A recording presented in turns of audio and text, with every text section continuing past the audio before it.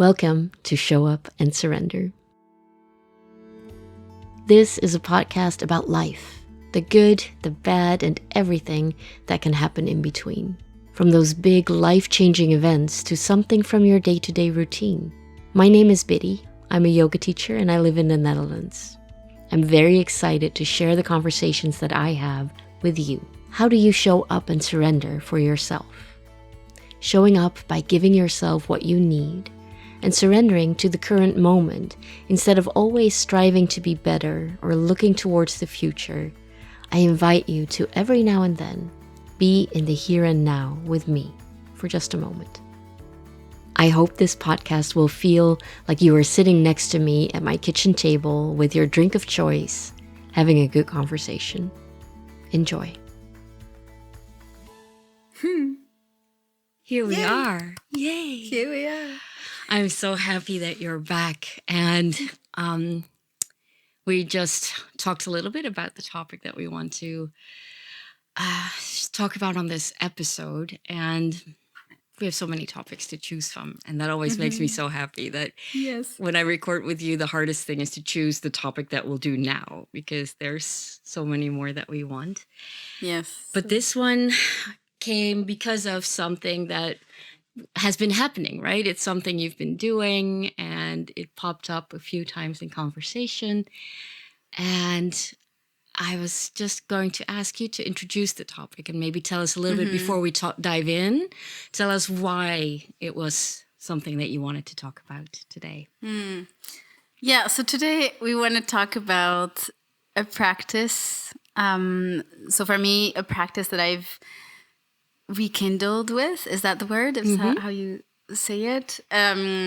Something that I hadn't been doing for a really, really long time. And also the last time that I did it didn't feel very genuine.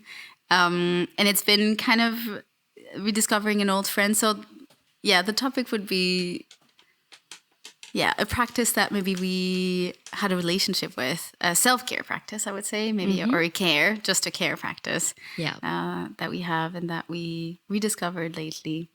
And for me, it came up, so I traveled during the summer, during July, and went to Copenhagen and to Germany, to Hamburg and Berlin to see some friends and spend some time on my own. And during that time, a lot of the conversations that I had triggered a lot of things in my mind, and I found myself entering really deep loops, and I really found myself kind of stuck in thinking. And I rediscovered journaling, which is very basic, but it felt like a sigh of relief at the time when I was starting to journal again. And it's been a really long time since it's felt so soothing and so nice and so natural and genuine, I think is the word that I would go for. I love watching you talk about it, because actually as you're talking about it, your smile just is growing. You're smiling so big right now. You can just tell that it's like it looks like you reconnected with an old friend, the way you're describing it. Yeah, it really feels this way, and it's so weird because I don't know if you feel this way, and I don't know if that's something that people feel, but for me, I always thought I was always scared that when I'm journaling, someone might find my journal and read it and think horrible things about what's happening in my mind, and especially feeling like everything that I'm writing down is kind of ridiculous, or I don't know, that I should feel ashamed of what I'm feeling and thinking. And so I think the last few times that I tried to journal, it felt like I was hiding from myself because I wasn't fully honest on the page. And I don't know what happened this time. I think maybe the traveling on my own, that I was on my own, and I picked up my journal while I was completely alone and feeling safe in my own company in a way. Which is so funny because I feel safe with lots of other people around, or I feel safe in my bed as well, which is usually where I would journal. But it's felt really interesting to discover and to reframe some of the ideas that I had about journaling as well, because I used to I don't know. I think there was a time when I didn't really feel like it made any change. Like it didn't help at all, you know? Maybe if you can, tell us a little bit about how you journal. I know that some people, they make a whole thing out of it. I know other people, they just journal on whatever scrap of paper might be nearby, or it might be a note in their phone, or there's so many ways to journal. I think that's where, for me, journaling went wrong at some point, where I created this beautiful bullet journal, but then I skipped 2 weeks and I felt like I ruined the whole journal because, 2 weeks were missed. Oh, Yes, I can relate to that. And then you're like, yeah, I ruined it now. And then you postpone, and then you just stop at some point. At least I say you, I mean me. That's what I did for the longest time. And I think for me, a big thing about journaling is to let go of any idea on how it's supposed to be. But I also know some people, they need a certain system to journal. So how is it for you? How do you journal? Yeah, it's so funny that you're mentioning this, like ruining the bullet journal, because Right? it's supposed to be perfect. Like, I think that's exactly what I had in my mind as well. I used to buy really beautiful journals, and in the end, I don't want to use them because I don't want to waste them in a way, which is ridiculous. But yeah, so and this time I just had it was a journal that I had laying around, and I didn't particularly liked it. I think I bought it from Tiger or something like that, for like €5. And I started doing some things in it, like sketching and doodling and just writing down some things. Like, it was really not about it being perfect because I didn't care about the journal. And then it was just lying there. And so I started using it more. But for me, there's not really a process. It's just I will write the day and the time and put it in a box and then start writing. Sometimes I'll put the song that I'm listening to. Yeah, and I will write about the song that I'm listening to sometimes as well to get started, like, and talk about how I feel, for example. Yeah. Sometimes I'll start with, how I feel. I think it's how I feel physically more than emotionally, because that's easier to pinpoint. Yeah, I think starting with the physical side of things. So sometimes it's just on the page, and I'm like, oh, this is what I'm thinking. I've been stuck with this idea, like this sentence that keeps repeating in my head. And sometimes, I just don't even think about it. It's just blah, blah, blah on the page. That's really how it feels sometimes, like exploding onto the page. Yeah, I guess that's my process. And I really like to have it at the moment. I'm journaling in the morning when I wake up, and in the evening when I go to bed. Yeah. I really like it. Having this like dual moment, like it's a moment that kind of split in two. Yeah. Yeah. That kind of reminds me of something else, of Lin-Manuel Miranda, the composer of Hamilton. He has this book out called Good Morning and Good Night. Yes. With the morning tweet and the evening tweet. And it's like two bookends to your day, right? So I can imagine the journaling feels similar. Starting your day, but then also closing it. Really and as you close the journal, then that closes the day, and then you can sleep. I can imagine. Yeah, I mean, it doesn't always work this way. It's a hopeful idea of how it could be. Ideally, that's how it works. You wake up, all the thoughts that you have in your mind, you put them on the paper. You never think about them again during the day, and then in the evening, that's how it happens as well, right? No, but if only. Yes, if only, definitely. No, I wanted to add something to that. I forgot. Oh, yes. I would say another thing that is very special for me, at least, in journaling is closing a journal, like writing the last page of the journal. And I remember so many of my journals, the last page that I wrote, where I was, how I was feeling, the chapter kind of that I was closing, because somehow it always felt like the end of a journal was the end of something and the beginning of something else. And recently, I think maybe a week ago or something, I started a new journal. Yeah. And it also feels like the whole like emotional turmoil that I had during the whole month of July and early August, it kind of quieted down in a way. So I really like that. Don't know. That's like perfect synchronicity then. I love that. Yeah. Or maybe that's because it's not synchronicity, but the fact that the journal is closing is a way for me to think, okay, I've written down a lot of things about this topic. Now it's time to close it, or it's time to It helps you wrap to it. switch. Yes, exactly. Switch Yeah, the I like energies, that. or yeah. I wonder. I don't know. I'll have to journal about it, I guess. Exactly. To find the answer. Yeah. Oh. What about you? How is journaling for you? Are you journaling at the moment? At the moment, I started again, yes. And what I said about like ruining my bullet journal and stuff like that, that was a thing for me. I think about 5 years ago, something like that. And then at some point, I did Marcella's workshop, which is still available at on the Show Up and Surrender website, actually, about journaling.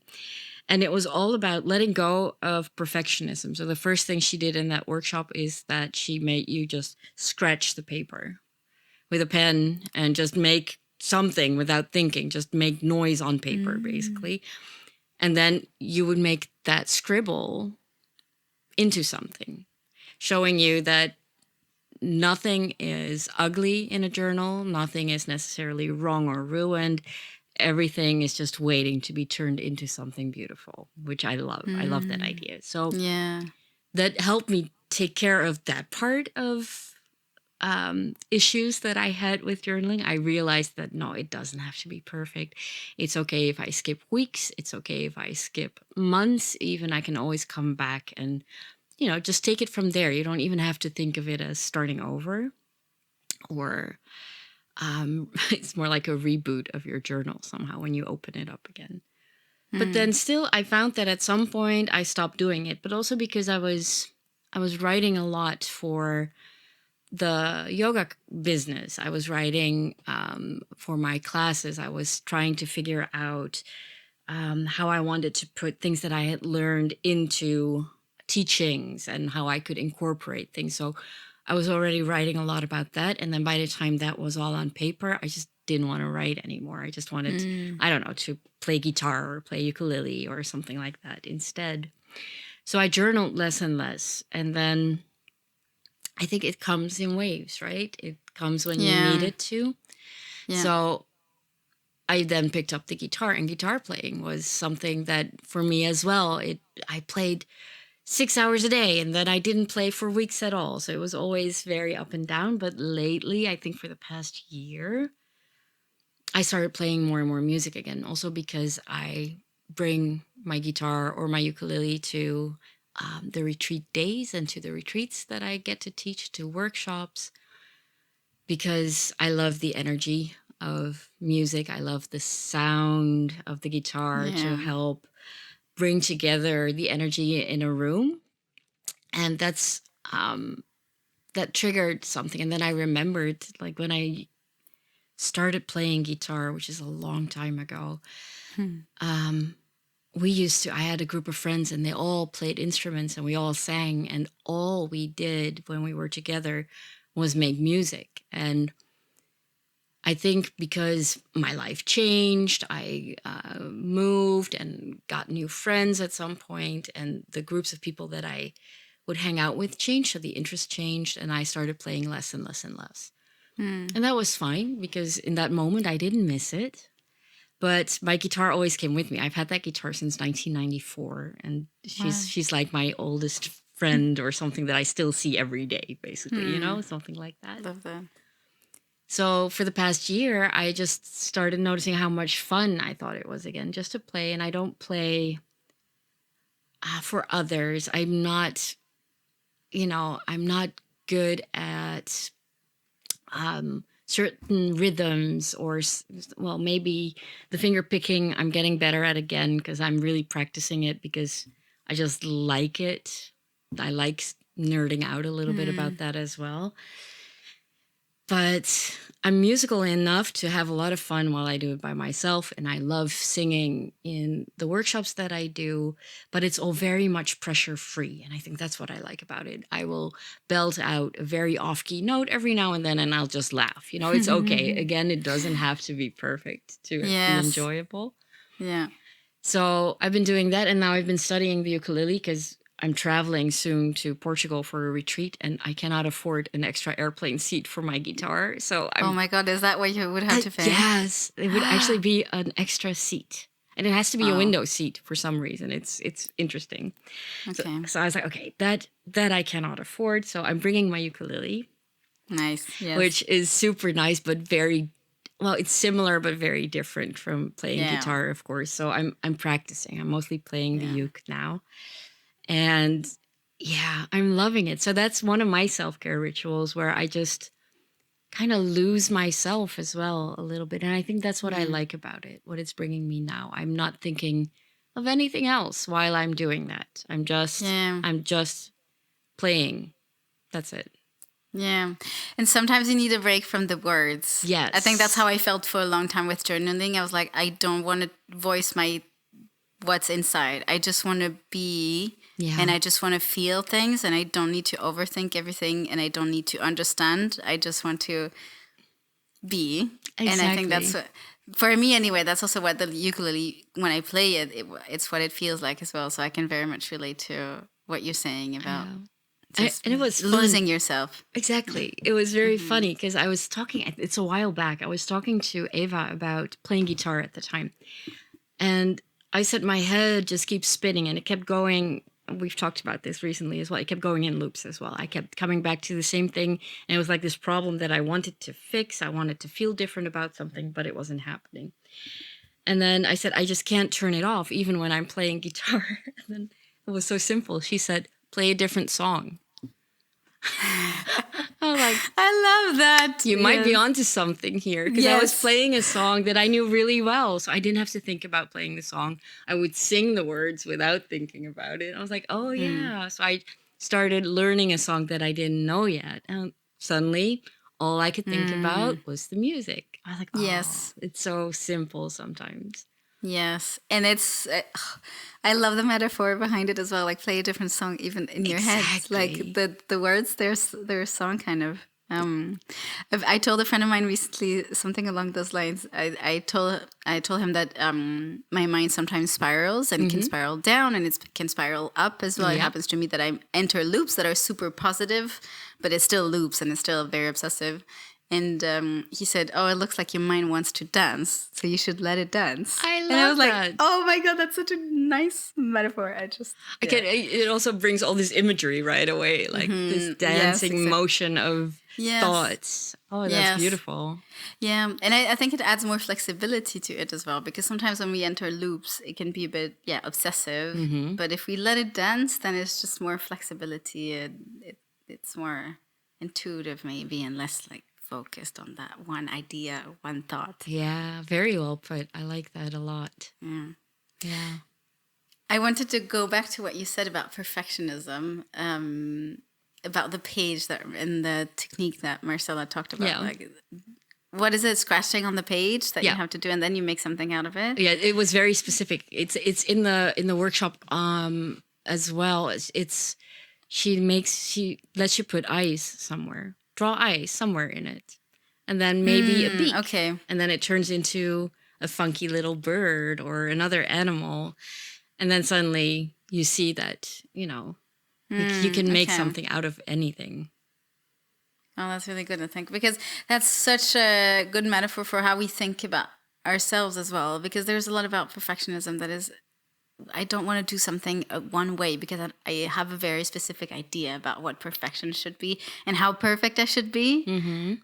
And if I can do it like that, then why bother?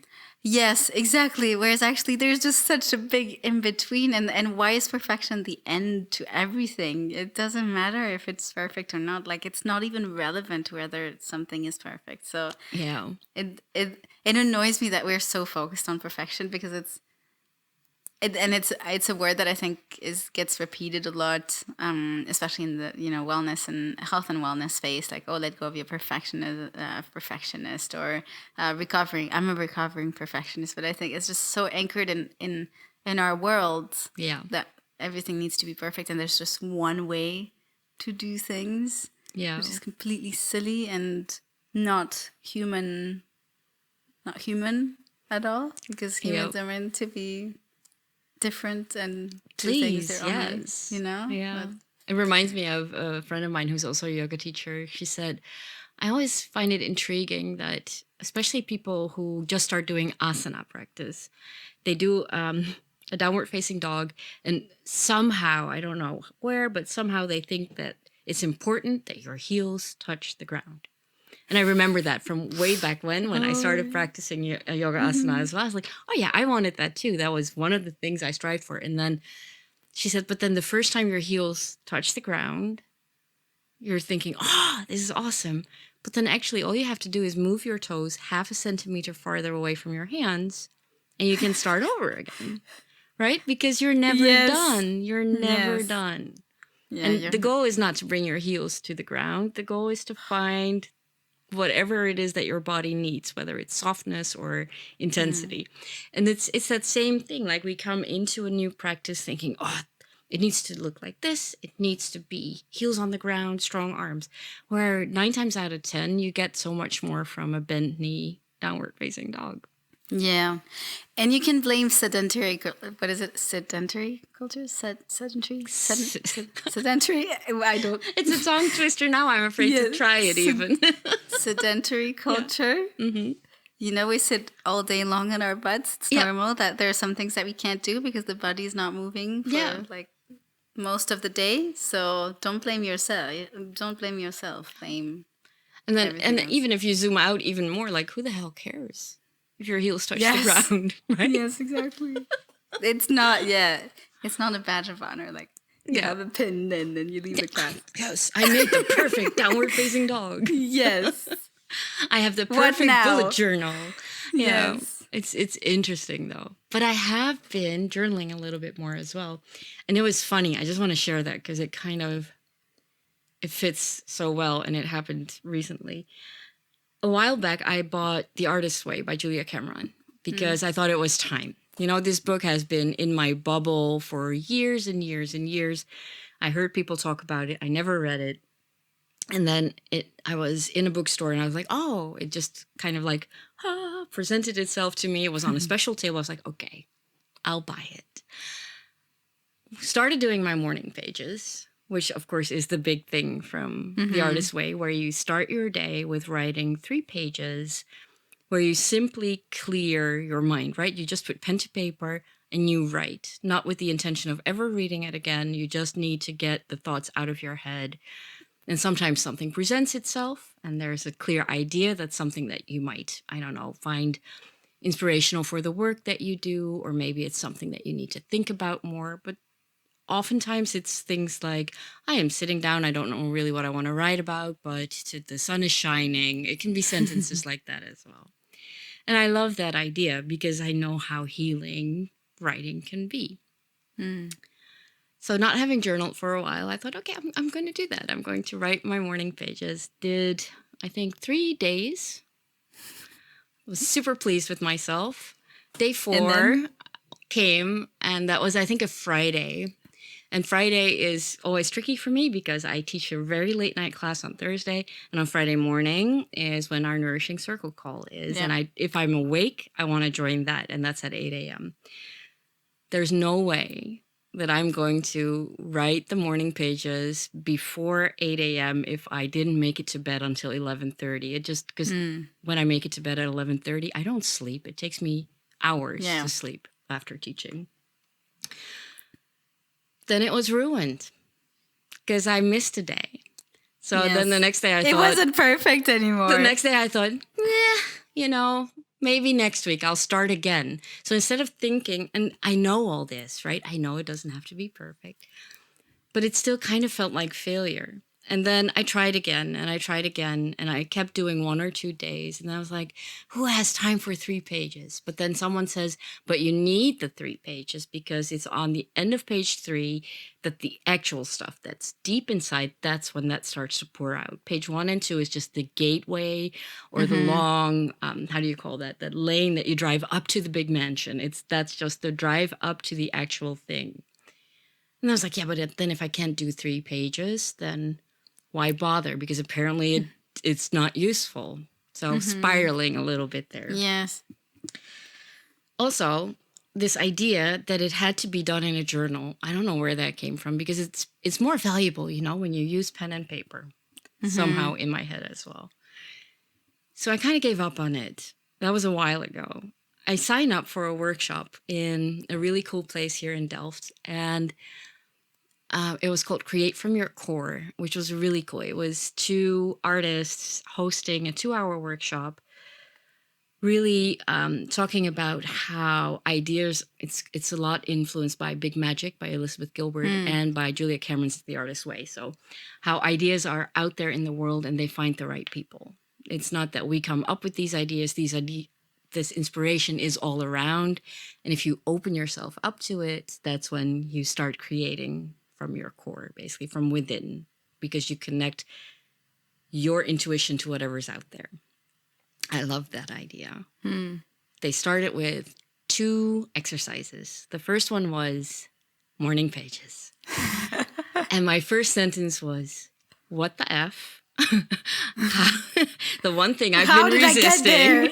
How did this happen? And I started writing on it. And then as I was writing, they didn't make us do 3 pages. They gave us 10 minutes, which is about 1 page if you write pretty fast. And I came to a conclusion, which was super interesting. I was like, why did I think I have to use pen and paper? Because sure, it makes you slow down. But if that's not how you can do it, then maybe make it a little bit more fluid and write with whatever you feel like writing on. So what I did is I opened, I use Samsung Notes because I have Samsung and Windows things and they match well. So it's on all my devices. It's on my phone. It's on my tablet, on my laptop. I can write in it on my tablet with my pen. And I can also put pictures in. So sometimes I write on paper, make the pictures, put them in the same journal. So it all comes back together in the same place. But for some reason, since I did that, it's not been long. It's been almost a week. But still, it's been so much fun to do it, because this morning I was like, I really don't want to get up because my body is tired, but I want to write. All I have close by is my phone. And I just wrote 3 pages on my phone. The day before that, I was writing pen and paper. So I think also sometimes practices stop working because we try to do them in a certain way. Yes. Oh, I completely agree, which is such a shame that we think it has to go a certain way. And because the people say that, or science says that, because there's truth to it. That I remember actually a story from a philosophy teacher that I had in high school who said he could notice the difference between the students who took notes on the computer versus those who took notes by hand. Yes. And usually those who took notes by hand would remember better. Yeah. So that was just his, experiment. I totally get that. But so there is some science to it, but the science doesn't matter if in the end it's between you doing it or not doing it. It doesn't matter. If it's between doing it your way, like if you're, do you know what I mean? Yeah. I don't know how to. Yeah, no, it's like doing it at all or not doing it. Yes, exactly. Yeah. Then rather it's better to do it in your own way, because it's going to be better than not doing it at all. So it's like movement, people say, oh no, but I need to go to the gym and do an hour and a half of this. No, if you have 20 minutes or 10 minutes, some movement is going to be better than no movement at all, right? Yeah. So I don't know why we have this thinking like, well, it's again perfection, right? Yes, again. Yeah, it just keeps coming back. Or the way... Yeah. The way we think we're supposed to do things, because supposedly everyone does it this way, so it must work for everybody, right? Yeah, which is completely silly. Right? And it's funny because I talked about it this morning as well after my class. It was nice. It was really warm, so I gave the group that I usually don't give as much relaxation at the end. I usually give them 10 minutes, and this time they got, I think, 18 minutes of just rest because it was too warm and too much. And then at the end, someone came to me and she said, I wish we didn't need a class like this to actually fully let go and relax. Why can't I do this at home? And I said, because there's so much input out there. There's so many things that you could be doing that maybe it's okay to need it's almost like a trick to need to come to this class to actually be able to grant yourself rest. Maybe that's okay. Right? Because in this world that we live in, we'll use whatever method works to do the things that we find important. Yes. And then she said, yeah, I think that's true, but it's just, I was lying there and then you told us to slowly come out of Shavasana. And I was like, you cruel woman. You put me in this relaxed state and now you're making me leave it. That's so funny. It's funny. It's like, why can't I do this at home? I said, well, sometimes it's just, your body needs to be reminded on how to do things sometimes. So maybe if you do this here regularly, and it doesn't have to be every week for an hour, but if you take those moments a little bit more often, then your body will start remembering, your brain will start remembering, and then you'll find that however you find the things that you find important, it's okay. It doesn't matter what it looks like and what packaging it comes. Yeah. And sometimes we have seasons as well. I noticed, for example, for me, I used to be, I've always been an online yoga person, but it used to be very easy for me to just press play on a video and do it. Yeah. And now at the moment, it's been months and I really struggle with that. Yeah. And I really enjoy going to your classes on Tuesday evenings because I know that this time is just going to be time when I'm not supposed to be doing anything else. That's what I'm supposed to be doing. And sometimes that's what happens. And sometimes we find it easier to be at home and meditate or do Shavasana or do whatever it is that makes us feel more at peace, right? But sometimes... And in your case, I find it very logical as well because you moved from one of the busiest cities in the world where going inwards, going to an online yoga, something was your quiet. Now going outside, you go to the sea. There's your quiet. That's so true. Right? That's so true. That's true actually. You know what? I find it harder to relax at home at the moment, like since I moved to Sweden. I can imagine. That's so true. Yeah. That's so funny. And and the things that used to make me feel like, that used to be my safe bubble, now they don't really feel like my safe bubble. That's true. I will go to the forest or to the sea or... Yeah. So where we are in the seasons, where you are in your life, like your physical surroundings are so important in what works and what doesn't work. Yeah. I cannot sit and meditate when it's super noisy and restless around me, but I can do it very easily when I'm seated at the beach and I can hear the waves coming in and out. Then it's super easy. Yeah, definitely. Or if you have a little doggy or a little kitty next to you, I think that's easy as well. You can hear the purring. It's your Exactly. So journaling and guitar playing. I'm very curious if people listening have any practices that they rediscovered or keep coming back to, or maybe think they want and then find that they can't pick it up somehow, like me and the morning pages for the longest time. I would love to hear. Maybe we can share. Yeah, definitely. I want to hear about that, especially all those things that we think we have to do a certain way, and then you realize, oh, I found my own unique way. I think that's very interesting. Yeah. Oh, thank you for this topic. I love how it begins with one sentence and then it goes in all these directions and you come all the way. We'll share some of the links of the things that we mentioned. So, for instance, if you want to pick up journaling, you don't know where to start, I highly recommend trying Marcella's journaling workshop because it's super nice. And we'll be back soon. Thanks so much, Ellie. Thank you, Biddy. Thank you so much for listening to Show Up and Surrender. I hope you enjoyed this episode. For more information about the podcast and about our guests, go to showupandsurrender.com. On our tips page there, you can also find links to anything that we may have mentioned and ways to connect to our guests. We'll be back soon with another episode of Show Up and Surrender. I hope you'll join us.